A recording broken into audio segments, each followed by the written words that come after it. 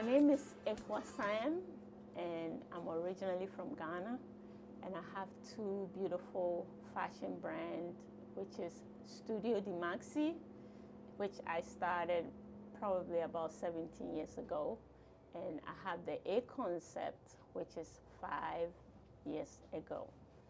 Okay, and then can you tell me specifically what you offer your clients with each individual business? You got the fashion designer, you design clothes, and then for the other business, tell me the name again. The A Concept. The A Concept? The okay. A Concept by Afua Sam. Okay. I created the A Concept because I normally, every time I go somewhere, I'm wearing some flashy tops and stuff. And so they ask me, where can I get this? Where can I get this? And so naturally, I decided to do something to make sure that people can purchase it easily. So that's why I created the A Concept, so that people can easily purchase some of these kind of cool stuff. Like, it's like accessories, like what my assistant is wearing. Okay. It's like you can just wear it with jeans. You see what she's wearing an arm, you can put it on any top. Any top. Any top. I love that. So Are you wearing any of your current designs right now? Tell us about it. Yes, this is A Concept jacket, and this is actually reversible. Oh. I can open it and wear the other side. I love that. So you could wear it multiple times. You can wear it with jeans, skirt like I'm wearing. This is African print at the bottom. This one, this is African print, but when you turn the outside, it's totally solid colors. Wow. So that can, you can wear with other solid colors. So it kind of match perfectly. That's amazing. I love that you have it for all the occasions, the reversible side there. Thank you. How do you come up with your concepts and your ideas? This talent is a natural talent. I didn't go to school for it. Wow. So everything comes naturally. But I love the environment. I love things that are natural, architecture. So you can see how the sleeve looks like. Oh, yes. I love architecture. And I also love, I think I get inspiration from everything around me. People, places, when I travel. So that's my inspiration, is everything about people, surroundings, nature. Love that. Tell me, what's your story like? Going back to when you were a child up until now. Oh wow, do we have time for this? Yes, we do. My childhood. So I was born in Ghana, and we are 6 family, like dad, mom, 2 brothers ahead of me and my little sister. Actually, she was born when I was maybe 10 years. I was the only girl, and, I was enjoying all the moments, and then she showed up. I was a little bit not happy, but, I embraced her and everything. And unfortunately, my dad died when we were all very young. My little sister, I think at that time, she was probably only 3 years old, I think. So everything changed. Everything changed. I did not know that things can change so quickly, like you are all together as family, and all of a sudden everything is dispersed. And I was so young, I didn't understand. But my mom did her best, what she can do to take care of us. And somewhere along the line, when I finished school, I got married. I was probably 18 or something. I'm not sure what time. And so I had 2 children, 1 boy, 1 girl. And the marriage didn't work out. So long story short, it was dissolved and fashion erupted. It just, how I'm a believer. I grew up in a Christian home, and so my faith is really strong. And I felt like what happened after that was purely a divine connection, or something that God wanted me to have. And so this thing just started. I just started creating stuff from nowhere, just to keep myself and my mind from all the stuff that was happening. And I didn't have money at that time, so I had to go get materials that are very like unconventional from the market, and I'll come home and wash it and dye it, and doing all kinds of things to make it look the way I wanted it to look. And honestly, I didn't know I would be a fashion designer. It wasn't in the plan. But I think my dad was a musician. He played instruments and bass guitar. So I think that's where the creative was naturally in me. Yeah. It's a long story. I cannot say everything, but whatever you ask me, I'll be able to explain the best that I know how. Perfect. Yeah, and I know you said that the pieces that you would find that were unconventional, you had to dye it and do all that stuff to make it how you envisioned it. Did you learn or teach yourself how to sew and do all of that stuff? Yes. I literally, because in Ghana, every family, like when you're going to get married, sewing machine is one of the diaries that comes with the marriage. They just give it to you, even if you don't know how to sew. So sometimes you have to practice. So I remember I actually sewed an outfit for my son, my firstborn. Okay. The first outfit he wore at the hospital, I made it. And I did the blanket and everything. And it's still unconventional because some of the things I used, every time I see the picture, I smile so big. It's unique and one-of-a-kind piece that you have a special memory of. I'm going to make this for my firstborn son, Yeah, it was, now that I think about it, I don't even, wow, how did I even think about that? It was weird. Right? It was in you to make something, create it, right? You're a designer. It must have just always been in you and in the cards for you. I believe so. Yeah. That is a true statement. Yes. Yeah, so, what was the question again? I think you asked me about. Yes, about sewing and I taught myself how to sew. I always envision things. Everything is vision to me. And I'm not the type that will sketch, but visually I visualize it in my head. And I always visualize, like if I see a dress in a magazine, I remember I used to see ebony and all these things. And so I'll look at the dress, I'm like, how do I cut this dress, the shape on the fabric? Because I don't use pattern to do stuff. I cut straight to the fabric. So the vision comes from the head, and then I put it on the fabric and put measurement to it. Like you're sitting there, if I know your measurement, I can literally sew this in your measurement to fit you. So you're like a little AI human. You calculate in your head, yes, that's everything in calculation. And in Ghana, that's how we study. We don't use calculations. I mean, those days, everything is your mind. You do multiple times and all these things minus with your head. So amazing. I guess that's how, and I taught myself how to sew, literally. And this is probably maybe before YouTube? Way before. Okay, that's a skill in itself, though, to self-teach yourself without all these resources that we now have that make things so much easier. And the machine was just manual. It's not electric, so you have to paddle it with your arm. Is that the one where you step with your foot, maybe? Some of them you step with your foot, but this one is a tabletop, and so you just use your hand, and then there's the thing that you press on it, or if it doesn't have that, you just use your hands and manually go like this. Cool. Okay. It's really amazing, But I really think that my belief and my faith also took part, because I was at my lowest point, young, have 2 kids, and everything dissolved, and I was sitting there and I said, what am I going to do now? I have never worked at that time before, just stuff that my mom does, I'll be helping, but just having a job.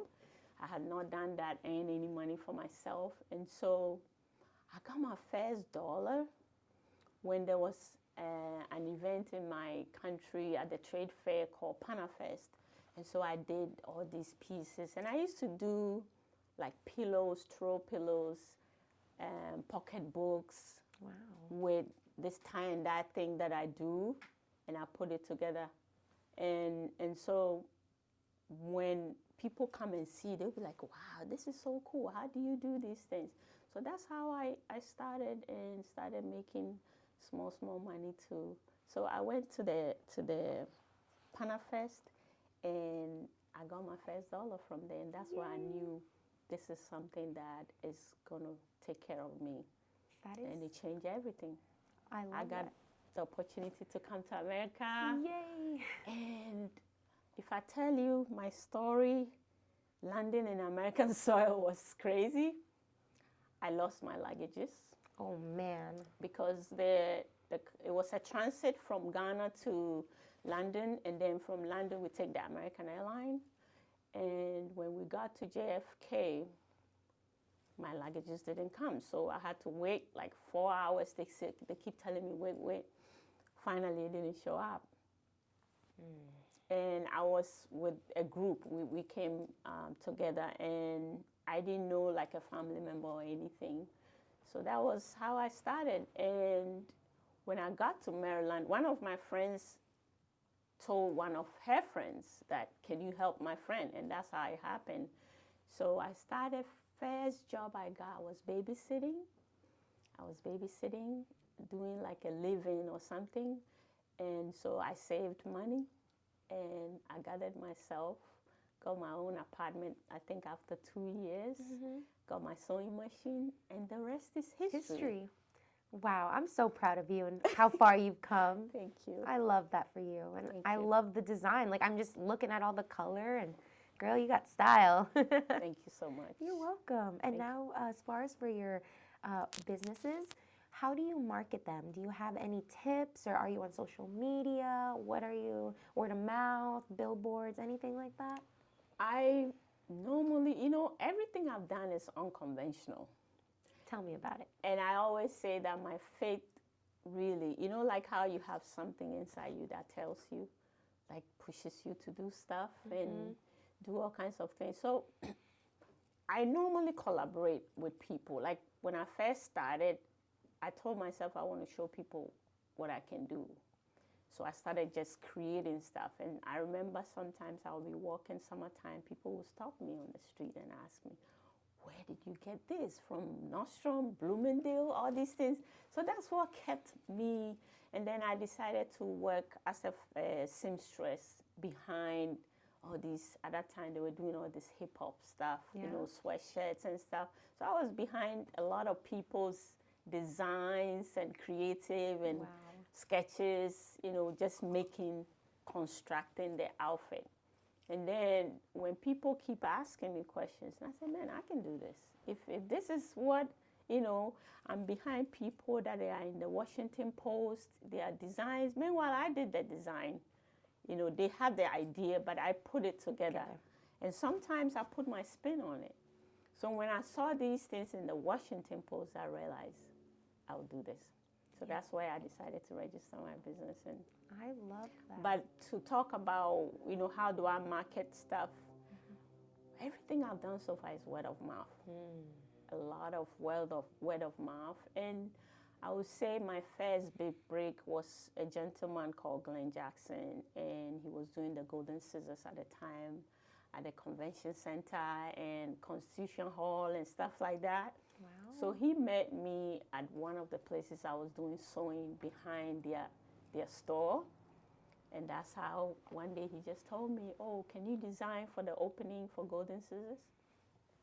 And so from there, I started connecting. Networking, and through him, people would call me to do stuff like proms and all those things. But most importantly, I think it's because I also love to be in the community. I have always, from day one, supported a lot of local nonprofits that support education, breast cancers, mentoring, all kinds of things that it will benefit someone, that will make somebody smile. So I think that is one of the things that also helped me, doing it without thinking about the money, but knowing that somebody will smile or it will make somebody's life better. And for the past 4 years, actually, in the pandemic, where I just lost my mom, one of my friends just called me and she said, she's doing something for domestic violence. And at that time, I was so down in the pandemic, I didn't even know how to think. Process and so, it, yeah. And so she calling me just shifted everything. And I said, oh, I could be doing this and keep my mind off. And we've done it for 4 years now.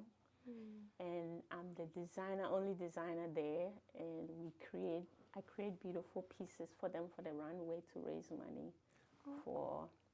And, there are a lot of people who support that.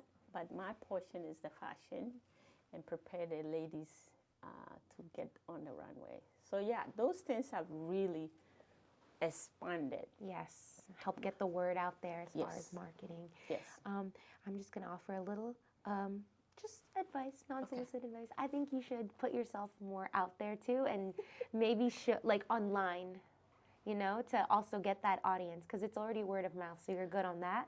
But you could expand that even more with doing some videos or just even showing your process of you making it. Okay. I think that would be good, and maybe she can help you too. Yeah, she's always with me wherever I go. Filming you, exactly. So if she's always there, she can just get her phone and just film you. I think you would do so well in that, and people would be interested in the process of seeing how you make this come to life. Thank you for saying that. I've been a shy person. I'm very shy. Yeah. And I like behind the scene. I'm like that too, but here I am. I know, right? Me and you both. So yeah. Thank you for saying that. I often, I'm trying, I often don't like talking about myself, about my achievements and stuff. But I've been so blessed to work with a lot of celebrity stylists, celebrities. Amazing. I've been on TV. Even yesterday, I was on Fox 5 Atlanta. Girl, and thank you for coming here. Yes, I was part of this show called Bronner Brothers. They're 77 years of existing in Atlanta. It's a big event. It's like a hair show. But we're doing the fashion part through the same gentleman I mentioned his name, Glenn Jackson. And so the lady from Fox 5, her name is Portia. She wore one of my pieces for the opening. Nice, congratulations. Thank you. And after that, she did the show, Portia show, and she was wearing one of my pieces and some other pieces in there. So. Amazing. And then just a couple more questions here for you. What are some celebrities that you've worked with? Please share that. Oh, these things are hard for me. Like, I don't like doing that because I don't feel like, you want to tell. But I've dressed Bozoma St. John's. I'm not familiar. Forgive me for that. She is, wow, I cannot even start to talk about her credentials. you should Google her. I will Google her. What is the name? Bozoma St. John. I'm going to ask you the spelling because I'm terrible with spelling afterwards. But okay, I'll spell it afterwards. Yeah, she's an icon. She's a superstar. I do so many things. She's in the marketing world. Amazing. And she worked with Apple and Netflix, Pepsi Cola. The length is really long. I can't say everything. She's also a Hall of Famer. Wow. Okay, really. I need to get schooled up on this. Yeah, you should. She's really and also I've worked with a lot of stylists who also style celebrities. So through them, we do collaborations for their clients and stuff like that. And I've worked behind a lot of these metropolitan designers behind them. The names are plenty. I don't want to be saying. No, that's okay. Right? That's totally and respectable. I did dress one lady. She's an actress. Her name is Abba, and she was in the Black Panther. Oh.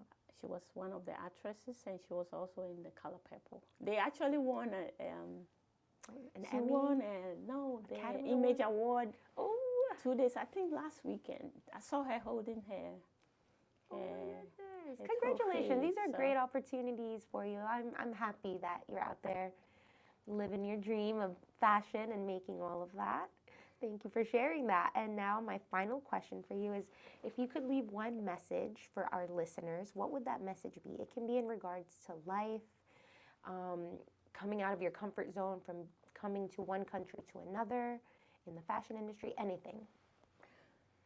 Wow. If I had to say something, I would say have faith. If you're a religious person, no. If you are somebody who is a spiritual person or you believe in God, have faith, because faith is really important. But you also have to work hard. You know, don't sit there and don't do anything. Always utilize your time. And also, I believe in giving.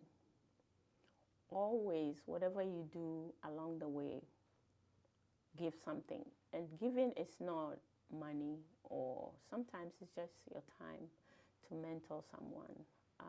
I work with a lot of models, and I always mentor them for them to have confidence and, you know, be prayerful, because I feel like some of the things I've been through. I told you we are a family of 6.